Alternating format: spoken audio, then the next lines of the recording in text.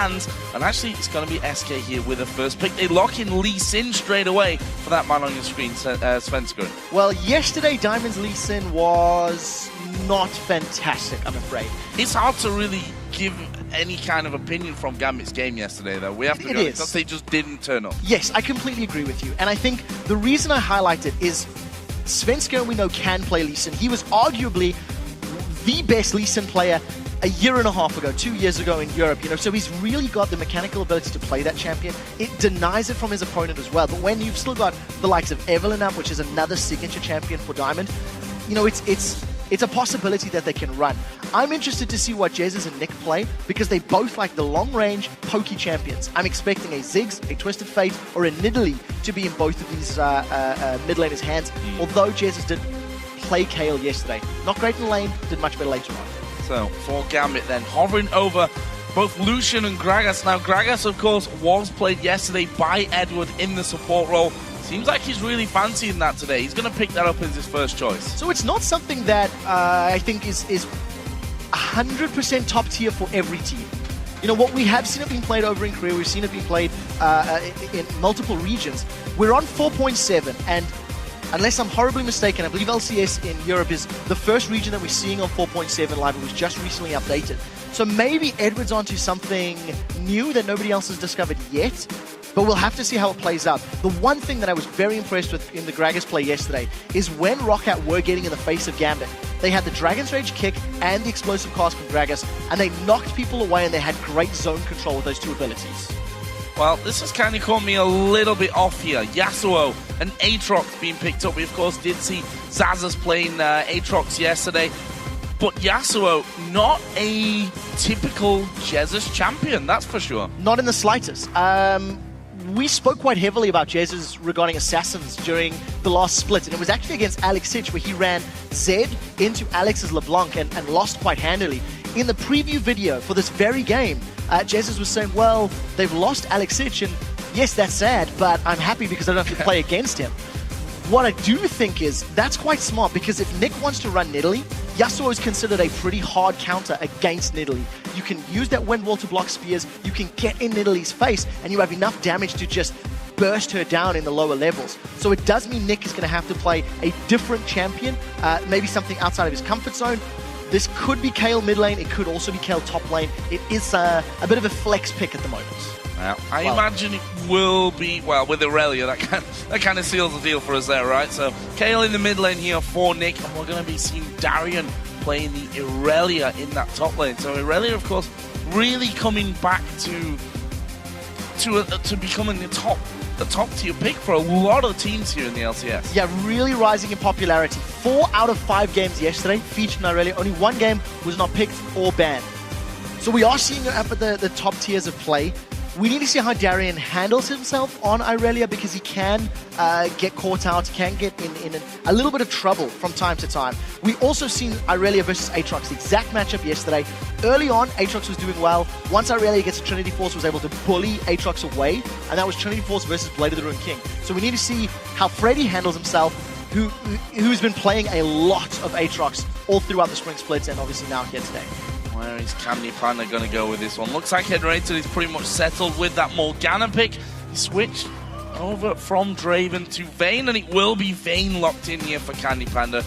Now, Candy Panda has been a man who's done so very well. He's almost the unsung hero, I think, almost of the LCS when you look back to that last split. He's a guy who constantly does well, but somehow stays under the radar when it comes to a lot of the community's hype. There's not a lot of hype for Candy Panda, but he always does well. His Vayne is, however, one of the things a lot of people talk about. And Candy always comes out and says when he needs to find a win, he plays Vayne. 6 times in the spring split, 4 of those games were victories, and he's got a 3.4 average KDA on that champion. So it's a very big comfort pick for him. The one thing that I am kind of interested in is the support for Enrated, because he didn't have Leona, because Annie's fallen out of favor. Morgana's a reactive support. You seldom see Morgana's flash into teams with the Soul Shackles to try and lock people down. The reason I highlight that, Aatrox, Lee Sin, Yasuo, they just want to go in your face. They just want to start team fights. And Morgana doesn't necessarily benefit that. Had it been a Thresh, had it been a Leona, it would have been a much better fit. I would even argue an Annie for the engage would have been strong. SK definitely got a strong teamfight team as well as split pushers. Vayne, Yasuo, Aatrox, they can all split push. Gambit Gaming, on the other hand, I think they're a little more versatile.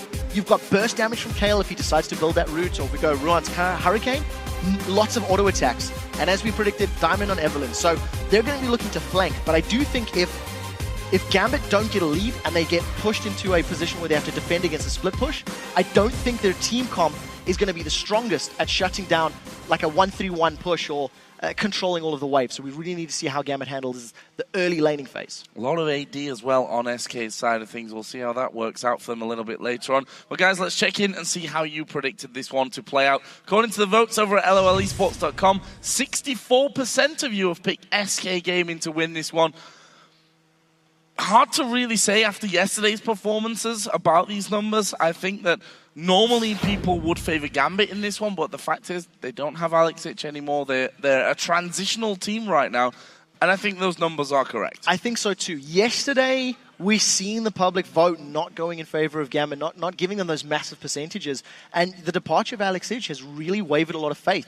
Yesterday's game, I think we're going to write it off. They fell behind, and unfortunately, they had a composition that didn't have tools to get back in.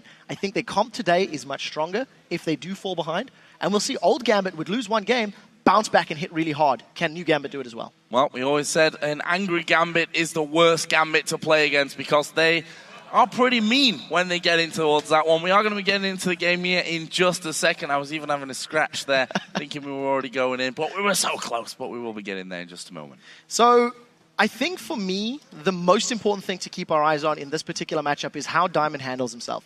He went 1-6 yesterday. We were watching level 1s very earnestly because it is 4.7, so trinkets are now at 30 seconds. Yeah. So Deficio was chatting to me a lot about the decisions that each of the teams had done. And generally, we've seen sort of buff trades as the standard, I think, if you summarize it. Gambit, on the other hand, they went the other way. They went, let's face check alone with no support. Genja lost his summoner super early on, gave up first blood to a great gank by Jankos. He cannot afford to make that same mistake here. He cannot afford to just have a brain fart and walk alone into the river, because that instantly just puts one lane completely against you and gives your opponents all the momentum they may need. And the fact is, we always used to give Enrated so much credit for his crafting around level 1, and I think right now it's very interesting to see who kind of sets the trend as to something interesting here at level 1, because as I said, we've seen a lot of, okay, invade, get a ward down, move away, maybe take a buff, maybe not. A lot of teams have just opted to get the vision in there and not do anything else. I think SK might be a team that actually start to craft level 1 for themselves and start doing a little bit different. I agree with you. They do put a lot of emphasis on it. And the only team that really stood out as doing something different and, in my mind, adapting to the trinket changes was Millennium yesterday. Yeah. Kevin started with the scrying lens, scrying orb rather, the blue trinket. And it's super, super smart. You get it at 30 seconds. You can immediately move in, get a vision on a bush, and allow yourself to invade without getting caught out, without getting surprised. And if it works out, you can find some kills. If it doesn't, you get wards down, recall, sell it, pick up a yellow trinket, and head back to lane. Nothing lost.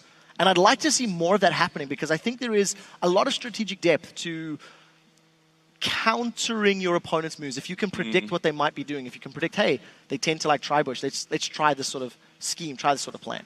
Fact is, though, we're in day 2 here. Both of these teams only played one game apiece, so maybe a little bit harder to, well, there's just not a lot to look at when it comes to level 1, right? One opening move from each of these teams, not something that you can really rely on when analyzing. Just a quick note here, apparently Edward having a couple of client issues. They're going to actually be remaking the game here. Same pick, same band, so nothing going to change on that front, but we'll be getting in there shortly. One thing I do want to highlight, just thinking about the blue trinket and the scrying orb play.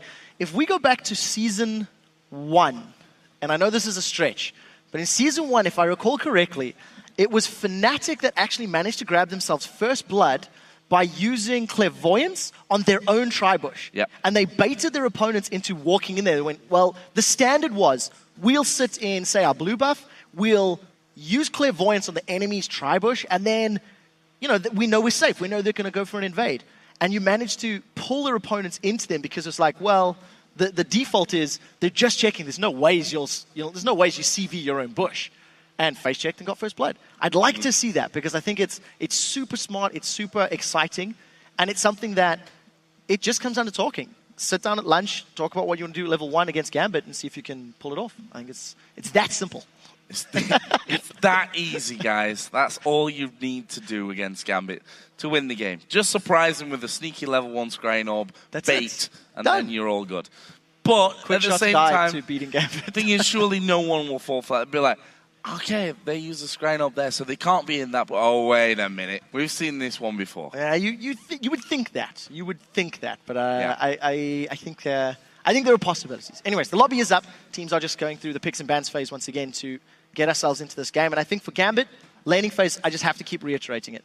I don't feel like they have champions that are going to be able to really 1v1 or deal with, say, a Yasuo when he eventually gets items, on the assumption that Jesus plays him to like the level Kautar does. I mean, Kautar was a phenomenal Yasuo. Same deal with Candy Panda. I don't see anybody that's going to be able to 1v1 a Vayne on Gambit's composition once you get those items. And on the same token, if SK do mess up early, if SK fall behind early, a lot of their power is going to be taken away. So much importance on this early stage of the game. Interested to see, though, how Freddy does on Aatrox, a champion which he, if you look back to the spring split, was kind of favouring for quite a while, obviously, before he was globally banned, taken away from competitive play for a while there while things were sorted out on his side. But he is definitely a very, very capable Aatrox player. Question is, you go over to the other side then. Darian, who, well, again, it's hard to really assess what happened yesterday with any real sense. So I'm just going to say he's just got his swag tash on, so he's looking good. And we'll see if it carries through in game. That's all that's going to matter. I'm actually going to put myself in a little bit of a spot. I believe Freddy ran Aatrox for the first time in the spring split against Gambit as well. I'm pretty confident on that one.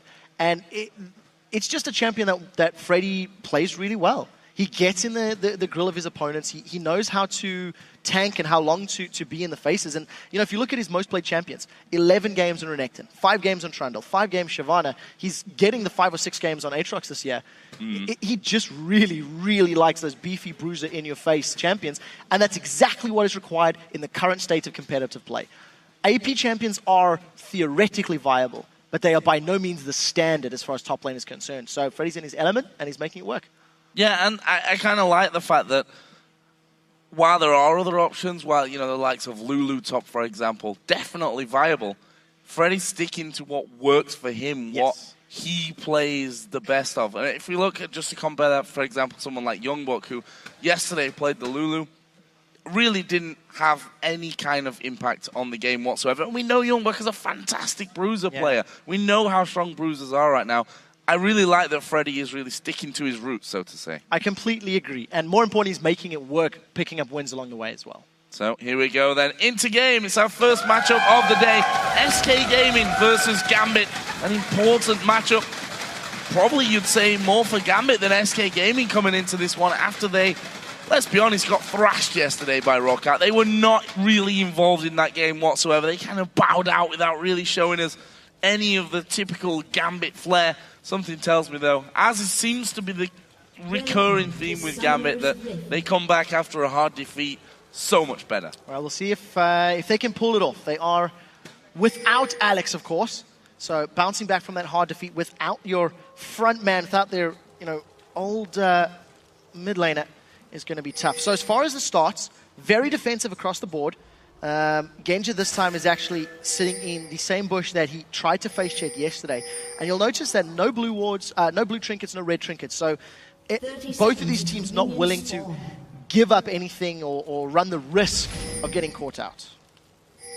So there's one man waiting in the death bush, Svenska, who pretty much does that every single time. You'll see him sitting there inside of that brush. The ward did go down. They spotted that one actually coming into play. So SK Gaming really having a good time with that one, at least knowing where a little bit of Gambit's vision has gone down from the start of things. Edward and Nick here also just hanging around off to the side. Going to ward straight down there into the death brush on the bottom side of the river. Looks like it's going to be a fairly passive start once again. And it does look like we're going to get straight up head-to-head matchups again. So Gambit yesterday went toe-to-toe with Roccat. They made some mistakes early, which cost them. They lost the laning phase, and it spiraled out of control from there. We need to be watching very heavily how these lanes play out. I feel like Genja and Edward should be able to bully Candy Panda and Enrated around, thanks to just the immense lane presence that Illusion offers you. And I absolutely love the zone control that a support Gragas offers with those barrels. If you use them, you know, to poke down the AD carry. Edward did a great job of making Celiva's life difficult yesterday. So we'll keep our eyes on how this lane matchup plays out and who gets the early advantage. And Gambit pushing that wave pretty early on in this one. See Candy Panda there, just using that tumble, which is leveled up here first to get out of the way of those barrels. And we see with that first wave down, Genja the one that's got a slight CS lead right from the very beginning. As you mentioned, those barrels gonna be potent, always gonna be a factor. Fact is, they've got a huge range to them, a huge area of explosion there that you really need to back away from. There's a belly slam coming in, barrel landing as well, and Candy Panda already down to half. And this is exactly what Edward did yesterday. He was able to give Genja some early CS advantage, but it never equated to anything more. Gambit didn't take a single tower off Roccat yesterday. Not a single tower. And they had a Gragas and Caitlyn as their duo lane. So we need to see how it works out. We do see Nick already being jumped on. Actually managing to get away. Cute landing from Svenska in there, but Diamond is starting to move. We did see, however, Nick using his flashes. Edward going to once again get the belly in there and slam it in against Candy Panda, who remains at just less than half HP. Diamond, in the meantime, doing what Diamond was always famed for, doing what Diamond does best, I think we can say. Oh, trying to wait out there, actually managing to get it as well. Nicely done. Smite stole, just stood outside of vision radius, so small advantage given there to Diamond. One thing I do want to note, that very point-blank body slam was actually not spell shielded by Enrated, so we'll need to see how that works out. The one thing I want to note is, obviously, that spell shield will prevent the knock away from the explosive cast. So if Enrated gives it to the likes of Jez or Freddy in the mid to late game team fights, they can really get in the thick of things and not be bothered by Edward's displacement. So there is that element to the support Morgana pick that is obviously going to become absolutely invaluable. We'll see if Jez, I don't think he's in trouble. He doesn't really seem like he's pushing this wave super hard. Yeah, he got flash as well if he should need that one. Diamond just stalking off to the side though, and we'll see if he can actually get too involved in this one. Jesus actually going to hold back, puts down the wind wall. Here comes Diamond from the side. I think Jesus is safe. As I said, got flash available if needed. Actually just ends up burning through a pot there. No real imminent danger coming. Lost a lot of hit points, so he's going to be able to farm underneath the tower. I want to mention a cute little interaction between a Kayle and a Yasuo. Yasuo's wind wall will block projectiles, things that are being fired.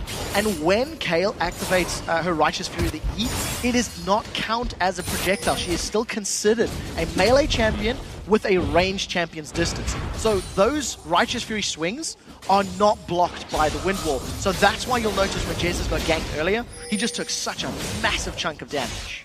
This top lane then being quiet up until now, of course. Freddy playing the Aatrox against Darian on Irelia. That may change though. We have Svenska coming in, but Darian's all the way back on his turret already. This is going to have to be a dive if they want some action. They have the ability. Because of the Blood Well on Aatrox, you can dive, tank up the turret, and have that sort of built-in GA to reset the aggro. I do want to note that we're seeing the same thing we seen yesterday.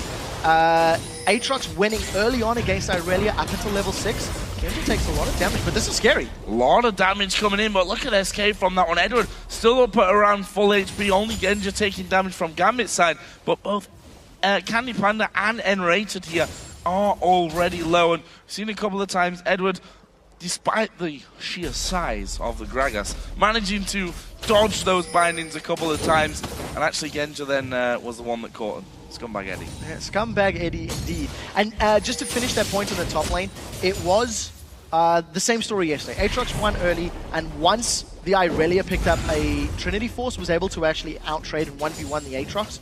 We'll see if Darian can pull it off, but his mana pool's very low, so he's using it to keep up that hidden style, to use those Blade Surges. And of course, Freddy being mana-less means he's always going to be in a slightly stronger position when it comes to sustaining in lane. This is very, very scary for SK Gaming. Candy Panda and Enrated sticking around here for the farm. We do have Edward on Ignite here, so that is definitely worth bearing in mind. Also, bear in mind that Svenskeren is there on that top side. Look how low Candy Panda has gone from this one. One barrel would actually finish him off at this point, I think.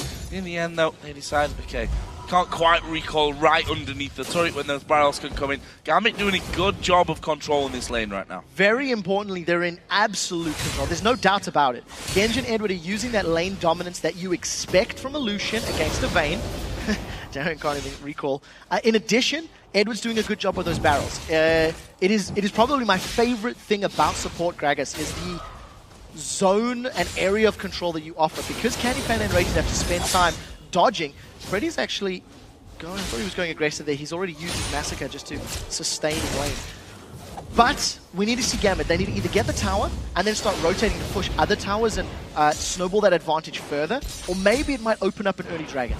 If they can push Candy Pen and Rated away and pull Diamond to the Dragon Pit, they may be able to go for that as well. While we're on that topic as well, just to note that both top laners do have the teleport, as is pretty standard by now.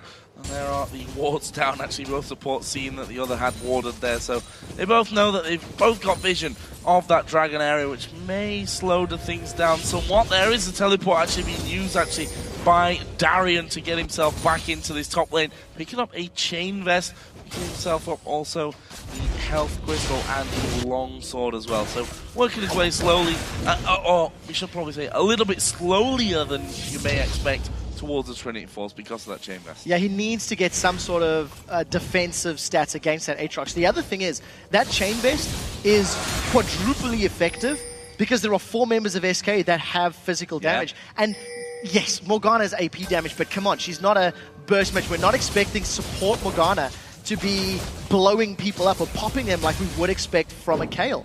So we'll see how SK handles this all physical composition. Keep in mind, Vayne does have true damage, and Yasuo does have that armor penetration built into his ultimate. So there are some tools that they can make use of, but it is a ticking time bomb. By time multiple members of Gambit have Sunfire Capes, Thornmails, and Randian's Omens, it becomes so much more difficult to secure kills. So very, very important for SK to get a lead, and as we talked about, push and Candy Pen and Rated back, and it looks like Gambit have got great presence on this dragon. They do, but that ward was down and Svenskeren is actually waiting, and we see already that Gambit decided, okay, maybe a little bit too risky for this one. Diamond at half HP, actually, and Rated going to take a lot of damage. Forced to use his flash, but it's Candy Panda they've gone for. He's going to go down. It's Edward with the ignite that picks that one up there for first blood. Now Nick having to go here at Jesus. We see Svenskeren and Diamond going very, very low. In the end, it's Svenskeren that falls first. And just like that, Gambit pick up 2 kills. And Rated was not on the same page as the rest of the team. Interestingly, Genji and Edward didn't respond to the dragon instantly. They hung back in the lane, and they waited to rotate up. The moment Candy Panda and Rated had left, they became split up, and it allowed Genji and Edward to split them apart, and the rest of SK came in from, odds and ends angles. They simply didn't stay grouped enough. So Gambit, with a very strong start to the game, grabbed themselves first blood, grabbed themselves a follow-up kill, and this is a much, much, much better 10 minutes than we've seen yesterday against Rockats. Did they get 1 kill yesterday? If memory serves correctly. Yeah. So they've doubled that already after 10 minutes here against SK Gaming. Definitely a different start here for Gambit, that is for sure. And as we said before, you can never really count Gambit out, however horrible they look on the day before. That's just how Gambit have traditionally done things at pretty much every single tournament they've ever played. Yes, and it was very important to note that Edward and Genji had a level advantage over Candy Panda and Rated. Going into that fight, Edward already had access to his ultimate, and Rated was only level 5. So it was a good position for them to be in. They have taken advantage. I do want to remind everyone, SK Gaming's standard is to fall behind early and win the mid-game thanks to their positional map play. So, it is 1,200 gold at the moment. That's a dragon or a tower in the distant future. So we'll see how effectively they can get themselves objectives. Neither have been secured yet. Edward once again catching their binding. We see Diamond headed down towards his bottom lane as well. This could be a dangerous time for SK Gaming. Sweeping lens was switched over to actually by both support. at this point of things. And there is the Dragon going to be started off once again. Looks like they're going to go for a dive here on towards Diamond. On towards Darian, sorry, it was Freddy that was tanking up the turret initially. Darian going low from this one. Freddy, is he going to get his Bloodwell pops? Actually won't. Will get out in time. They've done nicely there to pick up the kill. But in the meantime, Gambit just went straight to Dragon. Yeah, and this is normal Gambit. Lose Darian, grab yourselves a Dragon. The one thing that is important to note is SK were able to secure themselves their tower. So at the end of the day, I think you prefer SK's position. Now, Candy Panda may get knocked backwards. Let's see if the Black Shield is good, and it is. There's no damage coming in, but no real control. However, Diamond once again headed down towards this bottom lane. The wave already pushing in Gambit's favor. That's going to go under the tower right now. The question is, will Diamond want to get involved in this one? Will they go for the kill? Pretty much answered there. Diamond starts to back away. So the reason I feel that SK will be happy with a tower trade for Dragon is it opens Freddy up.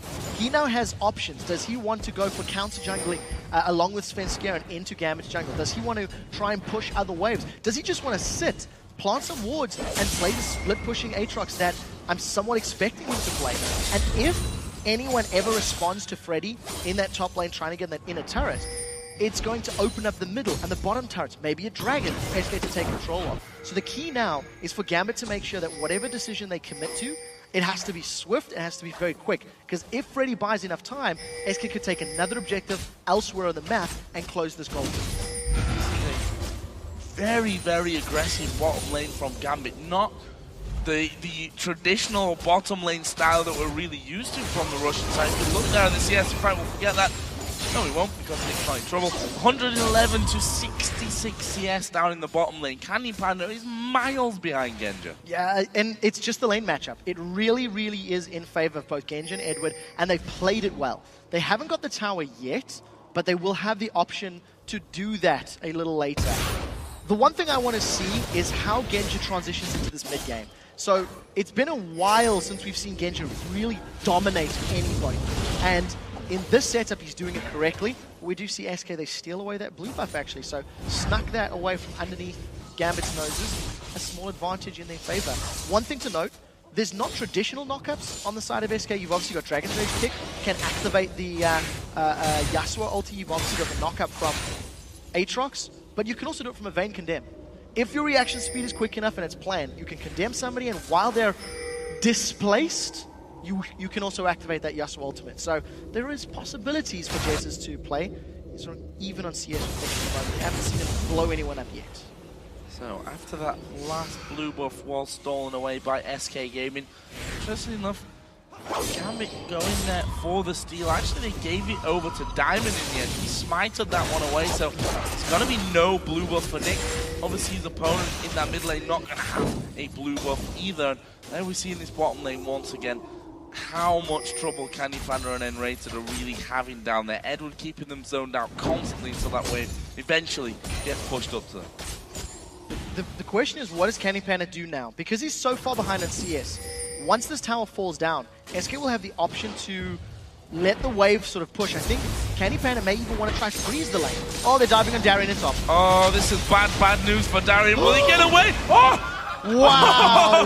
Wow, that was ridiculously close coming out there. The kick from Svenskeren, thinking he'd got enough damage there to actually finish off. Turns out he didn't quite have the damage to finish him off. And that will be Darian escaping by the skin of his teeth, but they're going to get the tower nonetheless. Okay, so at the end of the day, yes, they didn't get a kill, but they got something that is more valuable. The tower was secured. The bottom tower was also taken out for Gambit, and the minion wave is pretty substantial. So we'll see if Edward and Genja can push it into the tower. This is a very smart move.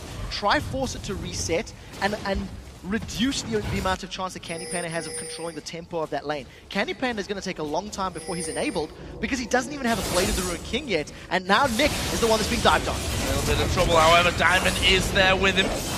Wind wall actually coming down, knockup comes through. Actually, Darian going to get involved on this one. Jesus down to half HP, Freddy at half as well, but of course he does have his Bloodwell. Finally, Edward coming along to support as well. They may have got them low enough here to actually have a good go on the tower. That was a two-man knockup, but they didn't go. They've caught Freddy. Throwing Freddy back there is a Bloodwell actually going to be popped. The question is, can they control him enough as he comes back up? And he can. It's Darian that gets the kill in the end. Culling comes out from Genja, and they take the turret as well. Very smart play by Gambit. They were trying to just set up a gank onto Jesus to begin with. But as multiple members of SK flooded into the mid lane, Gambit were close enough to respond, grab themselves a kill, and also take the tower. A very good show of force. SK looked disjointed. If you go back to the Dragon fight very early on, they weren't on the same page. If you go back to the mid lane fights a few moments ago, it felt like they were doing slightly different things, or it was just panic modes. They realized they'd bitten off more than they could chew, and they needed to get out. Down some of the items here now. Genja is a country mile ahead of Candy Panda, as we were saying earlier on. Bloodthirst to finish for him now with those Berserker Greaves as well. Candy Panda, of course, moving up towards that Blade of the Ruined King, but he is way, way, way off. 150 to, let's call it 100 CS here. That is a nice little lead that Genja, and I say little lead in the loosest of terms, because of course 50 CS is, well, a lot of CS in the end of it. Yeah, it's about 2.5 kills worth of gold, roughly. And the one thing that's very important to note is that Jesus has just hit his first spike. On his previous back, he completed both his static Shiv as well as his Berserker's Greave. So he's going to have a little more mobility and attack speed to move around the map. And that static Shiv is his first core item. If he decides to go towards the Infinity Edge next, he should be able to get to a 100% crit rate. Regardless, Dragon is respawned. Gambit secured the first one earlier in the game, thanks to pushing SK away. SK are a little out of place, but in a better position to start a fight. Freddy has teleport as well. Let's see if they go in. Oh, Svenskun throws out his Q. Gambit wisely just sitting back and waiting for that one, and done it perfectly there, Gambit. Nothing to really complain about from that one. Second Dragon of the game goes their way. SK were timid. SK really hesitated in that situation. Freddy couldn't gain any further advantages in the top lane because both towers are down. He did manage to steal away the red buff, so, you know, all props to there. He's denied that resource, but now he's in trouble. He's got no Bloodwell either, but he can just dark flight over the wall anyway, so difficult to catch that champion. Freddy now, I think, needs to try and maybe push other lanes. Maybe try and get to this mid lane tower down or bottom lane tower down. It does look like SK3. They've stacked up 4 members in this mid lane, and Candy Panda will be alone in a side lane, I think, for a very long time. He needs a lot of CS before he's relevant. Yeah, long to be caught up on that one, and Gambit actually starting to move back towards this middle lane. SK, of course, have seen them coming up there, thanks to that ward just by the Dragon Pit, and that's going to be enough to actually force SK to just back away and alleviate some of that pressure that they were putting down onto the middle outer tower. It's very important to note that Gambit have got a 4,000 gold lead, and they've got a composition that is more balanced than SK's. So Gambit's, not only have they got, you know, money in the bank more than SK Gaming, but they get more value from every piece of armor because it works against every single member of SK Gaming. So once we start seeing more of these armor items picked up for Gambit, that gold lead actually becomes even larger because of how effective it is against the entire SK Gaming team. So unless SK can really get something back in the next sort of 5 to 10 minutes, there is the possibility that Gambit can just run them down because they do have a much better mix of damage to burst through and deal with SK Gaming. Candy Panda still farming as well, trying to get himself back close. 70 CS there.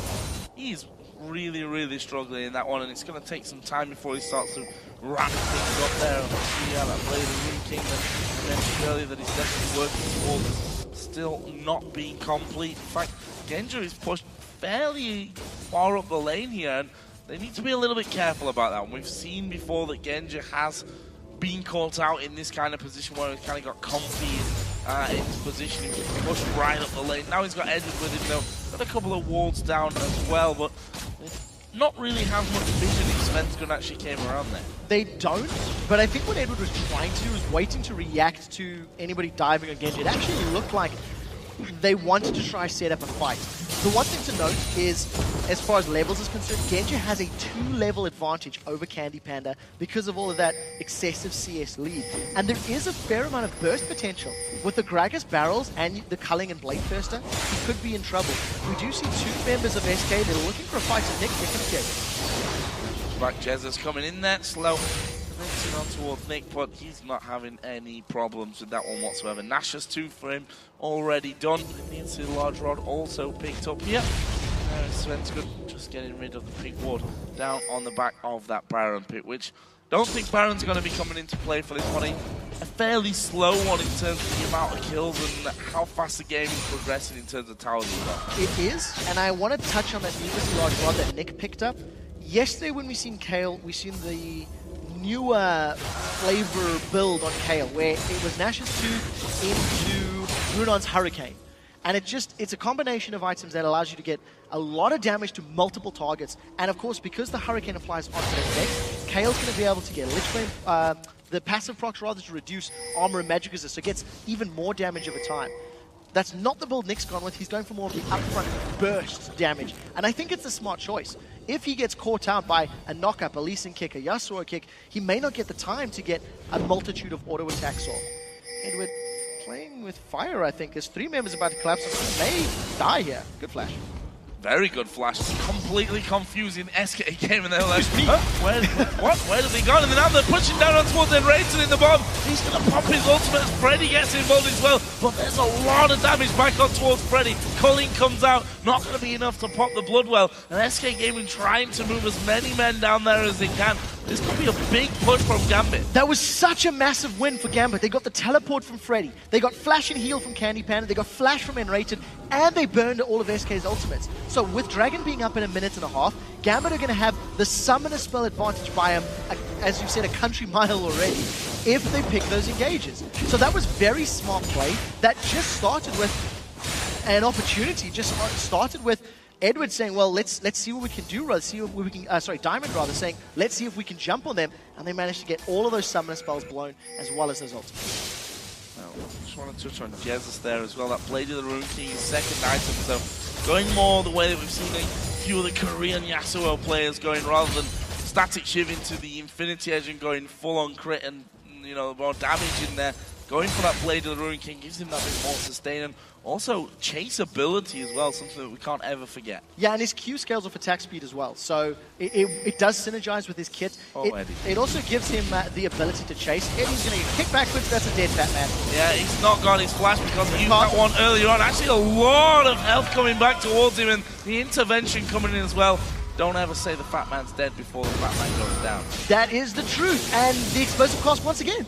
Yesterday, it's what Edward was doing over and over, and he would reset team fights. The Black Shield wasn't there to keep Jesus in Edward's face. It means he's going to get away with his life. So Dragon's up in 5 seconds. SK look like they want to challenge for this one.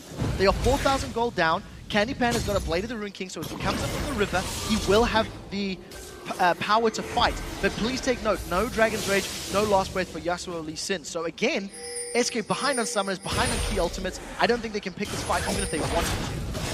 Darian has come down from this one. Dragon's going to be started off by Gambit, and as you rightly pointed out, there's nothing here for SK in terms of the Dragon. They are, however, going towards this mid lane. Gambit might try and come around the back of them, though. Yeah, I think SK could be in trouble if any CC lands. It doesn't look like Gambit can get an easy target, though. There's a very mobile team on SK, and because you can have a lot of people jumping over walls and dashing around, it's difficult to lock them down. The rest of Gambit, they found 3 SK. And Diamond down to Enrated. I'm not sure that he's going to escape. It's Edward that actually picks up the kill in the end. There's the kick, but that's going to get Diamond over the wall with him. It's Nick in the end that blasts down Svenskeren. That's 2 kills for nothing here for Gambit and the tower. SK Gaming tried to get a tower when they realized they couldn't challenge for Dragon. Because of the position that they were in, they ran the opposite direction and exposed their middle lane. Gambit, no hesitation, great calling, great decision-making there, actually, to shove them down, and they managed to grab 2 towers out of it as well as 2 kills. Very smart, decisive play from Gambit. This is a completely different Gambit to what we saw yesterday here. Can't even actually recall in there behind enemy lines. Well, I mean, it's his jungle, but not really, since Gambit have got all the towers down there. Let's have a look at this one once again. It's Diamond starting it off. And it's just SK. They didn't have the information to work with. I mean, the minion wave had only just gotten to that portion of the map, so unfortunately for SK, they just got found out. You know, their route was too readable, and Gambit were in the right place at the right time. So, very smart play from Gambit. They've got a very, very good lead. And I also like the fact that their team can tower dive. You can have Irelia or Evelyn forcing an objective and just use Gragas and Kale to keep them alive if things go wrong, if things go a bit wonky. So very, very good comp to maintain control as long as Gambit don't give SK time. Because Vayne can become scary, Yasuo can become scary as well. 7,000 gold thereabouts the lead that Gambit are holding on to. 5-1 in kills as well, almost a mirror image of what happened to them against Rockout, although this is definitely not as one-sided as that game. Let's not pretend about that.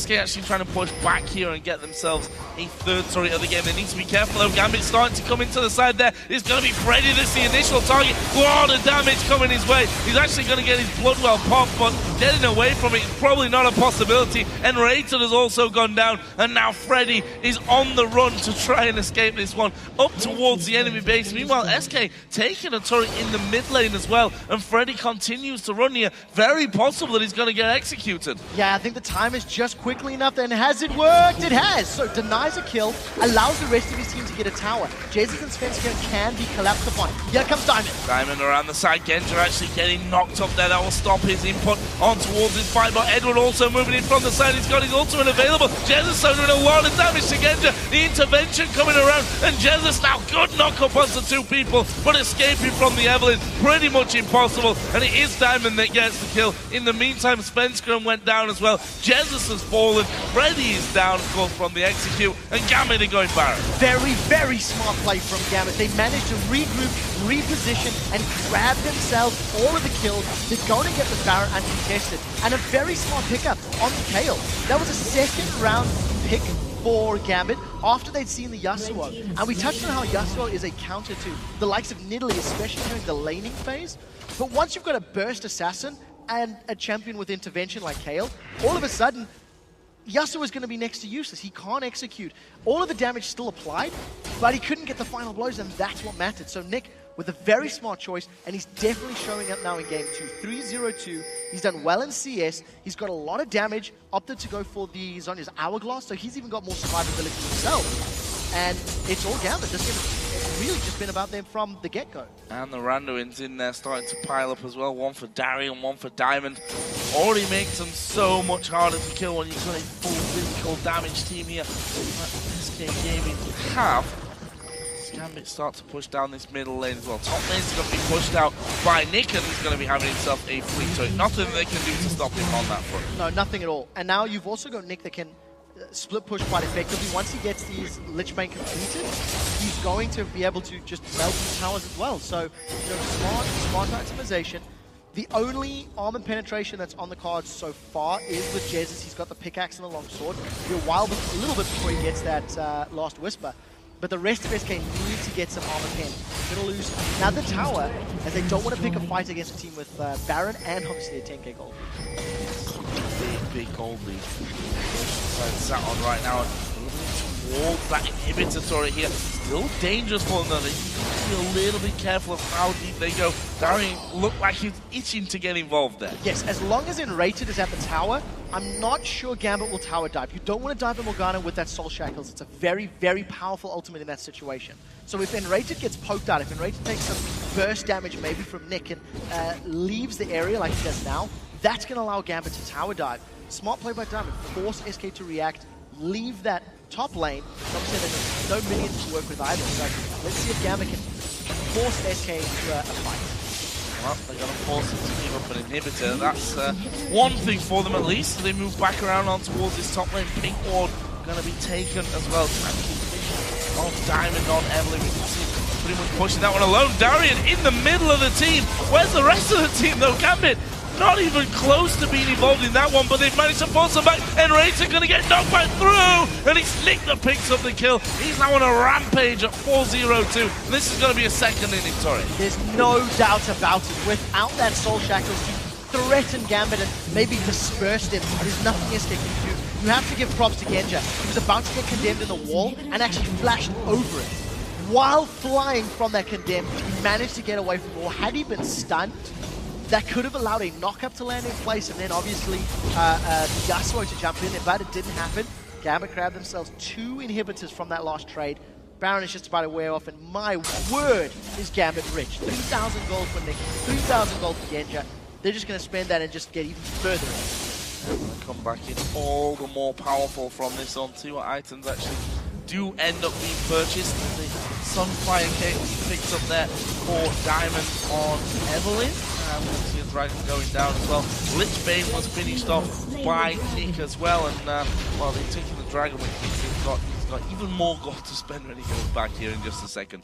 Instant recalls from everyone from Gambit. So just to list the items that have been completed, we mentioned Nick with the Lich Bane. Thornmail completed for Irelia. Randian's Omen completed for Edward on Gragas. Genji's grabbed himself an Infinity Edge.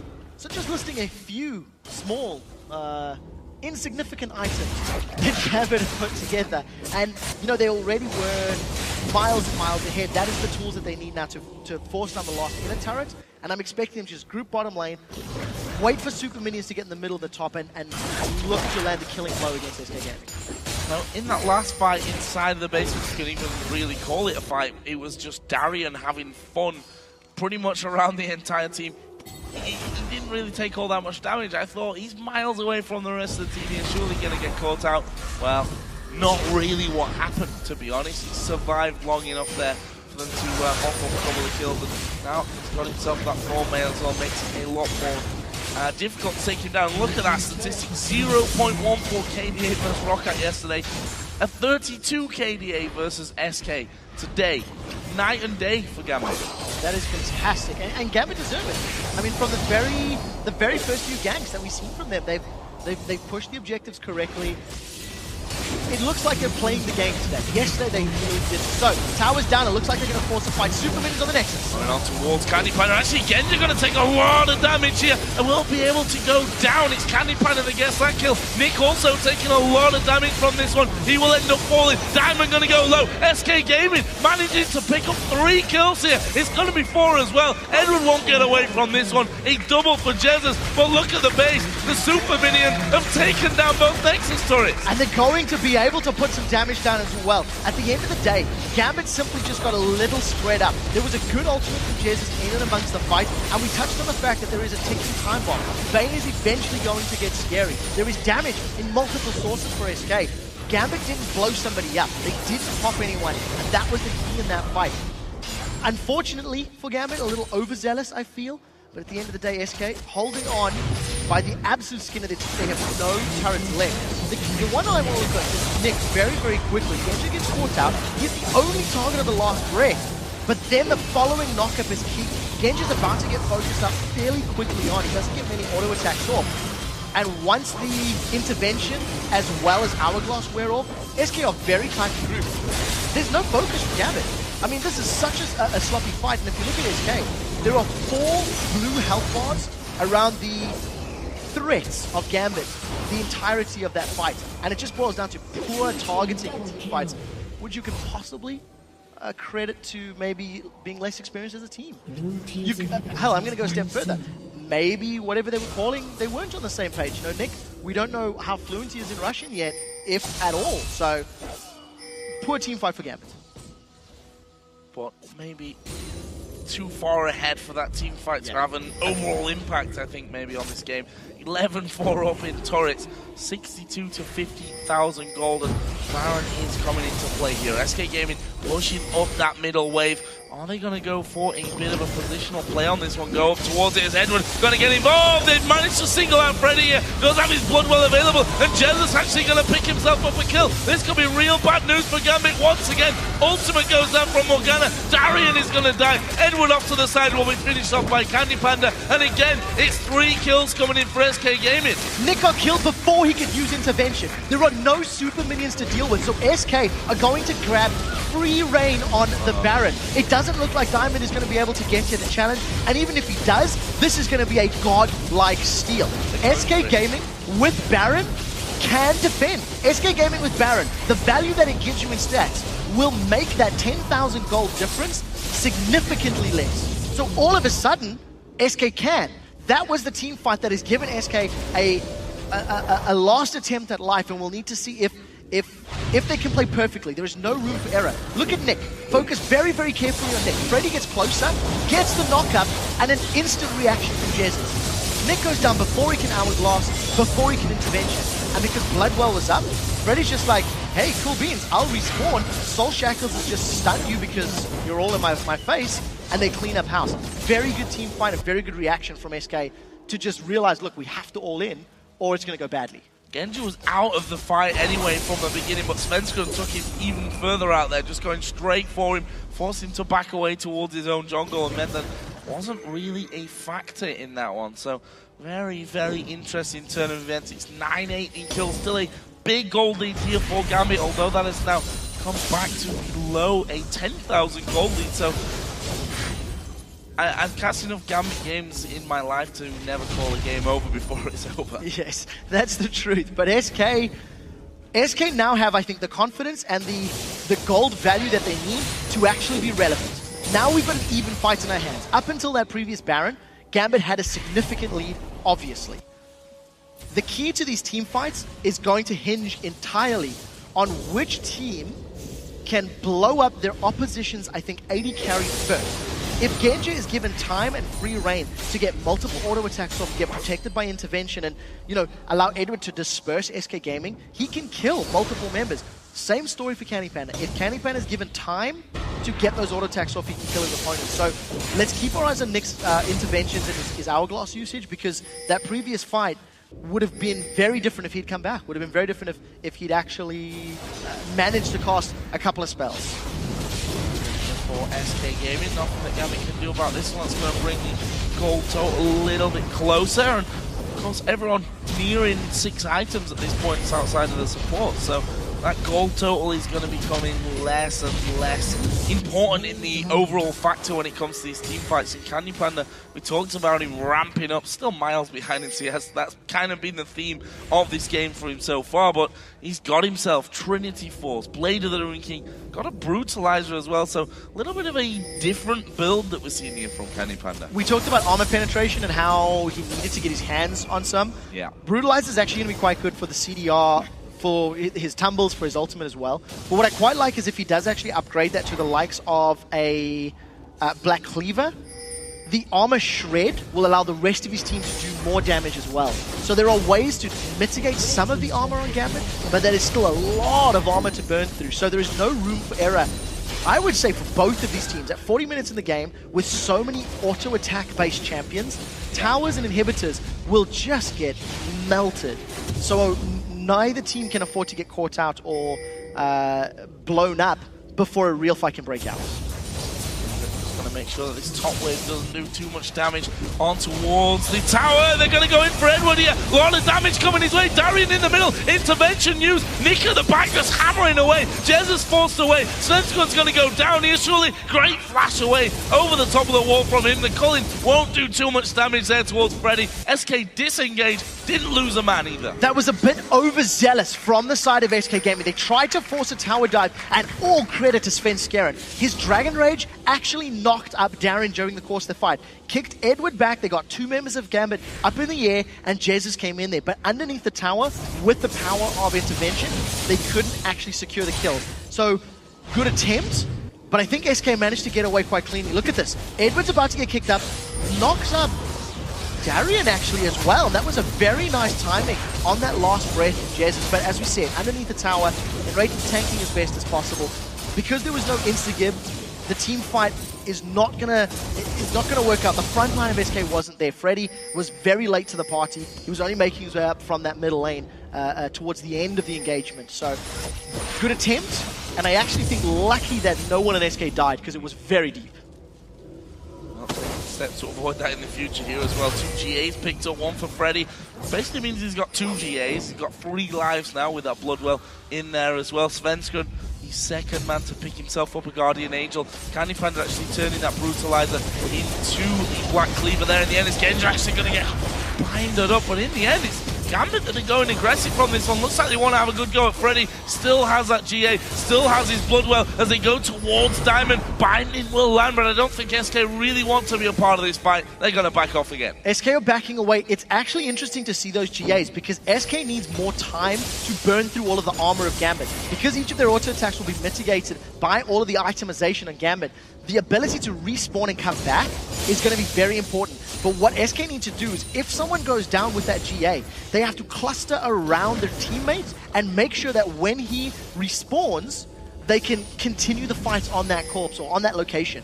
If SK bail away and run back like we've seen in both of the previous engagements, Gambit are just going to stay clustered, use Edward's explosive cast to displace SK and kill the target. So there's a lot of importance for SK to remain grouped. They can't afford to split up. Also has come back down to 7,000 here, so just showing you the swing that SK have managed to pick up in this match.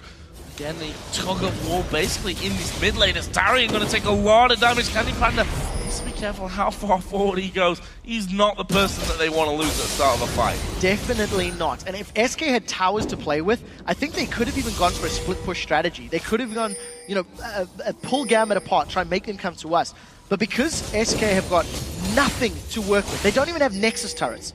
If they are out of position for any period of time, they are at the risk of being backdoored. Very important, in that previous fight in that mid lane in a turret, Darian used his teleport. So what that means is, if Gambit do get some deep vision, the risk or the play of going for that backdoor inhibitor is not available to them. So SK have got a small timing, a small window of opportunity where they're reprieve, where they're safe from that type of move. Although I don't really associate with Gambit, to be fair, either. No, not particularly. They want to team fight and then win the game that way. More likely than not. I think that's more likely the scenario from that one. Second Thornmail actually in there for Gambit as well now with Evelyn. The first Guardian Angel on their side actually been picked up by Genja, so a lot more survivability added in for the AD carry. This could be interesting now, moving up towards the Baron. Another GA picked up here for Jesus, so we're at that stage of the game where the team fight is basically lasts half a day. There's a very scary fight in this Baron pit. Oh, we may see a repeat. If there are multiple targets knocked out by SK, there's nothing you can do to mitigate that. They're starting the fight. Freddy's starting to fight, but he's starting to fight on his own. The rest of the team not really coming in. Barrel comes out from Eddie to knock everyone else away. They're doing some good damage here, and there is the ultimate out, and then Raids, and is he going to fall? No, the knockup comes in. Eddie's going to take a lot of damage. First kill going over towards Gambit. Well, there's one back on towards Nick. Well, this is good work from Gambit. They're going to get the GA out, Svensson. They're going to pick up the kill, possibly. No, Freddy's still doing damage, and there's a double kill for Jesus. He still has a Guardian Angel available. In the end, as I said, half a day long fight. It's SK that come out on top. It could have been so much better if Jesus had hit more people with that last breath. It was not the strongest. I'm hoping we get a replay because I think he only caught Edward at the beginning of the fight. Because of all of the survives and the revives of those GAs, that fight went on for an eternity. Baron's being secured, so what I need to keep my eyes on now is Jesus and his last breath. We'll have to see how it plays out. We do see that Freddy, as you highlighted, Joe, is going to be in trouble. Oh, they're going for Baron. Oh, they're going for Baron. It's very low. Actually, Darian coming in. Jesus going to get his Guardian Angel poke. They're leaving Genja alone here, and Genja is hammering away at him. Svenskon's gone back towards the Baron, but is he going to go down? Baron is going to be picked up by SK, but they've been aced. That can be game. N-Rated is up. It's going to be up to N-Rated and Candy Panda to defend against Genja and Darian. If they go for the inhibitor, there is some time to play with. It looks like Genja and Darian are making a beeline for that mid lane inhibitor, while N-Rated is wave clearing on the bottom. Candy Panda, you need to run, my friend, because this is a scary position to be in. I think wise play from Gambit. Oh, he's managed to land the bind in there. Darian's a dead man here, surely. Kill is picked up by Candy Panda, and now they go towards Genja. He's going to get his GA pop first of all. Eventually! What? Why did that take so long for them there in the end? There he comes back up, and Genja, intervention! Last second intervention! He survives it. There's still 20 seconds on the 3-man from SK. That's going to be an inhibitor. Gambit have got enough members in this mid lane now to grab themselves an inhibitor, and if they want to commit, they should be able to get the Nexus as well. Nick is moving. Candy Panda's dead! Oh, he's dead. That surely is game here. Gambit going to go in for it. Massive, massive win for Gambit. It took them a while. SK gave them everything. And in the end, it's Gambit that get the win. Fantastic game, 45 minutes long.